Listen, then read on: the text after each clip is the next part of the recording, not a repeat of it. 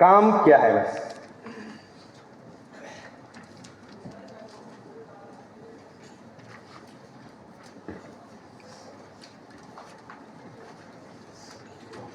तीसरा आएगा कैसे करें, राइट। इसके अलावा कोई आपको टिपिकल चीजें नहीं है। अब देखिए,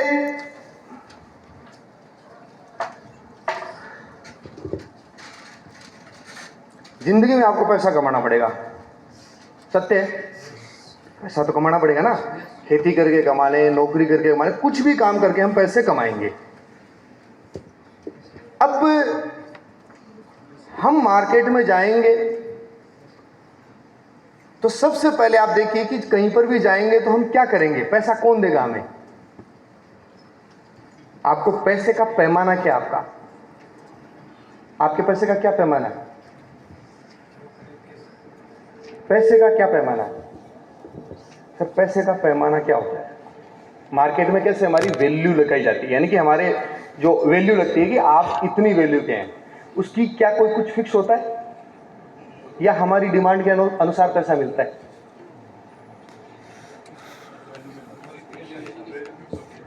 यानी कि अगर यहां पर हम जितने भी लोग बैठे हैं, अगर आपको मार्केट में जाना है, आपने पढ़ाई लिखाई कर रखी है, आप अगर सीनियर पास हैं तो आप सीनियर पास के हिसाब से आपके डॉक्यूमेंट, आपकी एजुकेशन ये डिसाइड करेगी कि आपको कौन सी लाइन में लगाया जाएगा, राइट।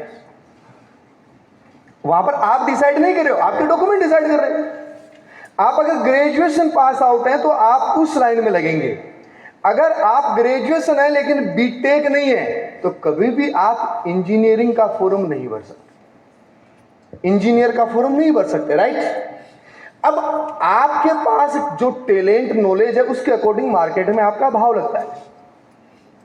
उसके बाद देखिए कि जैसे ही आपका मान लो कि जो भी हमारी, जैसे इवन मेरी भी यही है, आपकी भी यही है, आप और हमारे अंदर कमी नहीं है।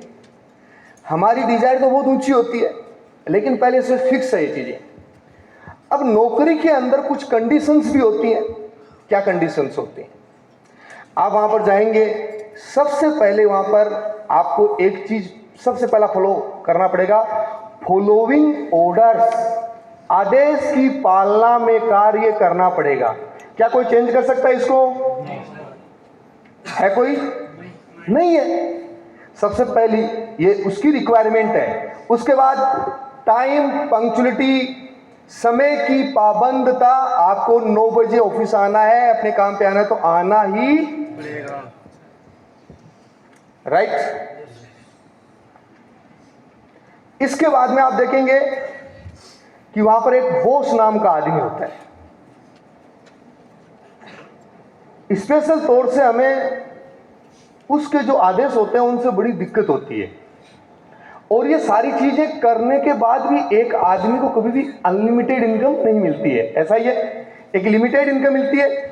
आदमी प्रयास कर रहा है मुझे अनलिमिटेड इनकम मिले, क्योंकि उससे अनलिमिटेड लाइफ जीना चाहता है आदमी, हर आदमी चाहता है, आप भी चाहते हो, मैं भी चाहता हूं, लेकिन अनलिमिटेड मिल नहीं रही है। अगर अनलिमिटेड लाइफ आए तो वो बॉस की सुने नहीं, अगले दिन ही बॉस को बोले ठीक है तेरे मन में आई जो कर लेना, ऐ चाल्या कि हाबुड़ान भाबुड़ो घणु जा काटी रहा तेरी नौकरी। लेकिन प्रॉब्लम है, लाइफ अनलिमिटेड चाहते हैं लेकिन इनकम है वो लिमिटेड ही हमारी, राइट। अब आप मुझे बताओ कि आप और हम सब जिंदगी को तो अनलिमिटेड जीना चाहते हैं, यानी कि मनमर्जी की जिंदगी चाहिए, मनमर्जी की, काम कर रहे हैं लिमिटेड। काम गलत नहीं है, कोई भी जो चाह रहे हो उसके मन मुताबिक आपका काम, लेकिन काम गलत नहीं है, काम सही है, वो आपको ही ये समझना पड़ेगा। अब आपके पास दूसरा ऑप्शन क्या आता है, जैसे बहुत सारे लोग क्या करते हैं कि जॉब मेंटेलिटी से फिर वो बिजनेस की दुनिया में प्रवेश कर जाते हैं, ऐसा ही होता है। अब बिजनेस की दुनिया में मुझे बताओ, यहां पर कौन व्यक्ति नहीं जानता है कि नौकरी से ज्यादा बिजनेस में पैसा है, नौकरी में ज्यादा पैसा है, बिजनेस में ज्यादा पैसा है, सबको मालूम है। तो फिर हम बिजनेस में क्यों नहीं जाते हैं, बिजनेस में चले जाना चाहिए हमें, प्लेटफॉर्म तो सर वैशाली में आओ, बढ़िया बढ़िया दुकानें बिक रही 3-3 करोड़ की। कई बार मैं तो जाऊँ, मेरे तो घनी हाथ में बड़ा 3-3 लाख रुपया मन रेंट आवा, बढ़िया बढ़िया एसी चल रहा बढ़िया मन दिन आ जाए खाता हूँ तक।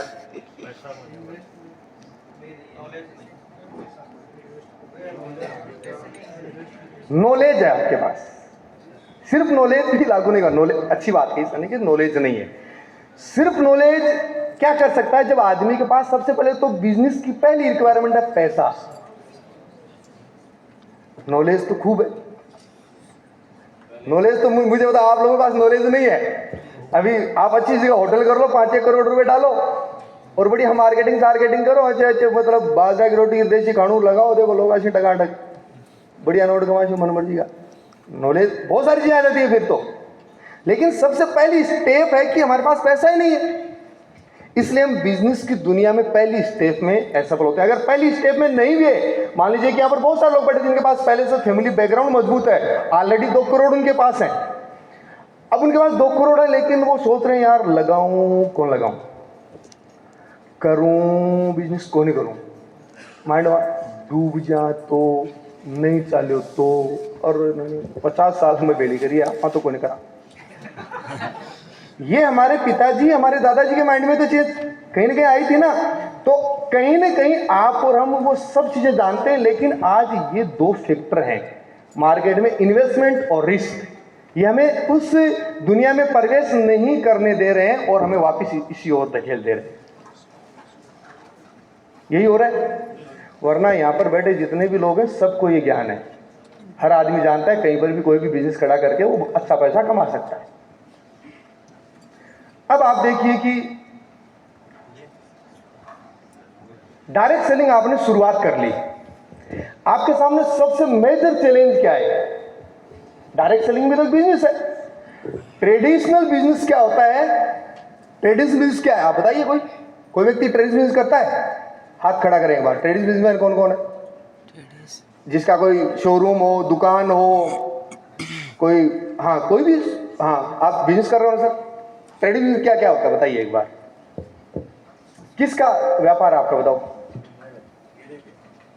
गैरेज है। गैरेज में मतलब आप गाड़ियां सही करते होंगे, कलर करते हो, पार्ट्स वगैरह का और भी कुछ करते हो, राइट?